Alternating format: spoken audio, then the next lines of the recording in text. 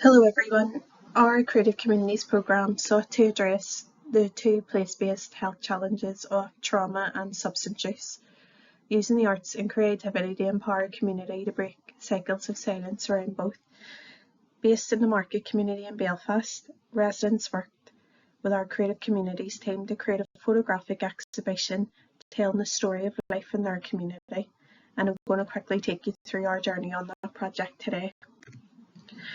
The project was led by Queen's Communities in Place, which is a place-based research initiative within Queen's University, Belfast, and our partners in the Market Development Association, which is the lead community organisation in the market community.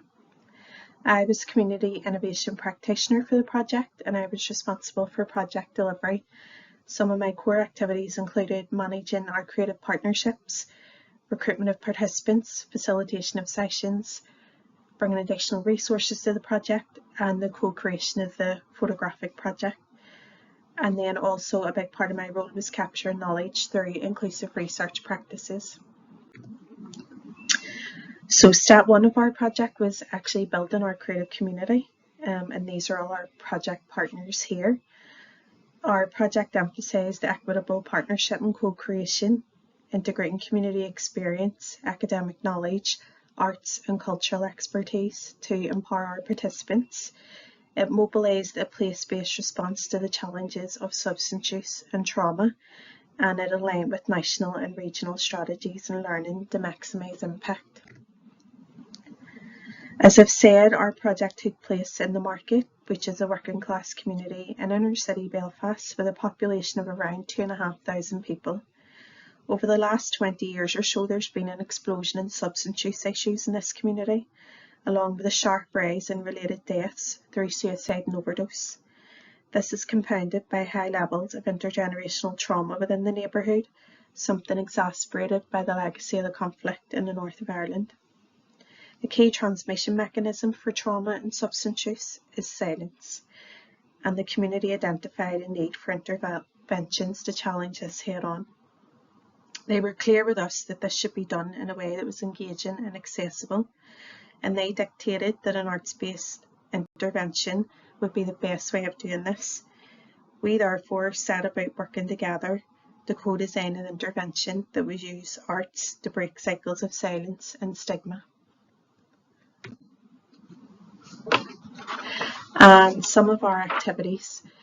So using a community-based participatory research approach and taking a trauma-informed approach, the project employed arts-based co-creation, including drama, creative writing, poetry, visual mapping and photography to explore cultural responses to trauma and substance use.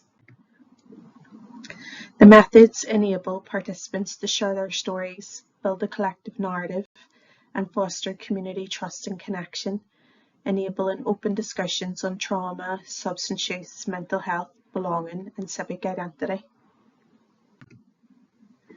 The project culminated in a co-curated photographic exhibition called The Market, A People's Tapestry, which was displayed in April 2024 for 3 weeks in a city centre arts venue called 2 Royal Avenue, and in that 3 weeks it attracted just over 7,000 visitors. The exhibition also gained significant media coverage, raising awareness about community challenges and tackling stigma around trauma and substance use. And this is just some pictures of the launch night you can see here. So in terms of findings, our Creative Communities pilot has broken cycles of silence around trauma in the market community by using arts-based methods. This empowered participants to express aspects of stigma and shame related to trauma and substance use. Our place-based co-creation approach created a safe space to discuss these challenges, highlighting the transformative power of art and culture. As a community innovation practitioner, I saw how arts-based research captured complex experiences while managing cross-sector partnerships like the one with the Market Development Association, increased community engagement locally. This project showed the potential of arts to address things like depression, addiction and trauma, sparking further interest in such initiatives from local people. but rather than me tell their story, listen to what our participants had to say in the podcast that we made together for the project. It gave me more confidence in myself, more self-respect for myself, love and care for myself, and it helped me in a big way. I'm very thankful for getting involved. Builds your confidence as well. Because see, before I ever done this group, I wouldn't have been able to speak in front of a camera. I wouldn't have been able to speak the way I'm speaking to you now. I see if my friends would have took out their phone and the camera, I was automatically like putting my hand up, hiding my face. Like I was just scared to be seen. I think it's also fair to say as well that even though most of us, in one way or another, were living with the impact of addiction, poor mental health and trauma on our lives, we would never in a million years have spoken about it this openly to one another, let alone anyone else in the market. It's something we've just carried around without ever really speaking about it. But in no time at all, we ended up looking forward to come to the community centre every Wednesday night. We done things like poetry that felt really weird at first, but then we ended up loving it. We laughed a lot and we opened up about some of the most painful parts of our lives, and to be quite honest, I wasn't expecting this project to impact us in the way it has. In a way, we rediscovered the market, and now we see it in a way that we haven't before. We've seen our people's hurt, their vulnerabilities, but we've also seen our people's incredible strength, our pride, and our unending solidarity with one another. And in terms of impacts, our Creative Communities project and the resulting tapestry exhibition gained significant media coverage on TV, radio, online and social media, and as I've said, gained over 7,000 visitors in the 3 weeks that the tapestry project was on display. This raised awareness about community challenges and tackling stigma around trauma and substance use. The impact of the project has had a ripple effect across the community, with more families wanting to join in phase 2 of the tapestry project and growing interest in arts-based initiatives locally.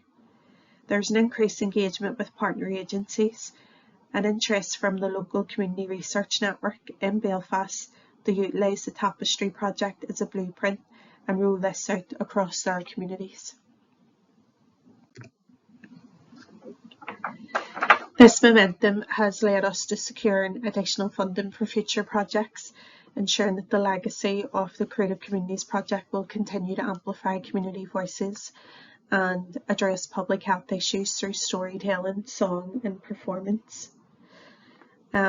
As well as that, there's an ongoing legacy for the CIP pilot. For example, it's now embedded into the wider Tackling Substance Use Together programme within the market community, and local community organisations have begun to adopt creative methods into their place-based health, education and community wealth building programmatic work. A toolkit of the project is also being developed. This is called Amplify, and will be adopted, as I've said, by the newly established Community Research Network in Belfast as their first project. There will also be a second phase of the Tapestry project with a community drama and documentary about the creative journey that this neighbourhood is going on. And now I'll just end with another clip from our podcast that we made together along with the participants. My community chose to address the problems of legacy, trauma and substance use through creative methods because we think these create a solid bedrock on which to build and sustain connections. And we firmly believe that building strong connections to each other, our land, the knowledge and culture and the economics provides the best way possible to unroot the impacts of colonialism and legacy in our community and to address the complex health and economic issues they've created.